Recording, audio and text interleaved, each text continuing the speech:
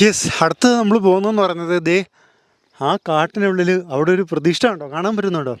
അതാണ് വീരപ്പൻ്റെ കുടുംബക്ഷേത്രം എന്ന് പറയില്ലേ. വീരപ്പൻ വന്ന് പൂജയൊക്കെ ചെയ്യുന്ന ആ ക്ഷേത്രം ദേ അവിടെയാണെന്നാണ് പറഞ്ഞത്. അപ്പോൾ അത് നമുക്കൊന്ന് പോയി കണ്ടാലോ? ഞാനിപ്പോൾ നിൽക്കുന്നതെന്ന് പറയുന്നത് നമ്മുടെ വീരപ്പൻ്റെ കുലദൈവത്തിൻ്റെ അടുത്താണ് കേട്ടോ. അദ്ദേഹം ഇവിടെ വന്നാണ് പൂജകളൊക്കെ ചെയ്തിരുന്നു എന്നുള്ളത് എനിക്കിവിടെ ചോദിച്ചപ്പോൾ അറിയാൻ കഴിഞ്ഞു. ഇതാണ് വീരപ്പൻ്റെ കുലദൈവം എന്ന് പറയുന്നത്. മുനിസ്വാമി അല്ലെങ്കിൽ മുനീശ്വരൻ എന്നൊക്കെ അറിയപ്പെടുന്ന ദൈവമാണ് കേട്ടോ. നമ്മുടെ വീരപ്പൻ സീരീസുകളിലും വീരപ്പൻ സിനിമയിലൊക്കെ നമ്മളിങ്ങനെ ഒരു ക്ഷേത്രത്തെക്കുറിച്ചൊക്കെ നമ്മൾ കേൾക്കാറുണ്ടല്ലേ.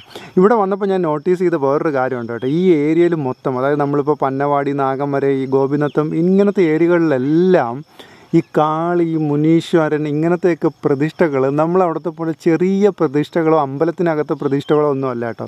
എല്ലാം ഇങ്ങനെ ഓപ്പണാണ്. ഓപ്പണിൽ വലിയ പ്രതിഷ്ഠകളാണ്, വലിയ ദൈവങ്ങളാണ് ഇവിടെയൊക്കെ ഉള്ളത്.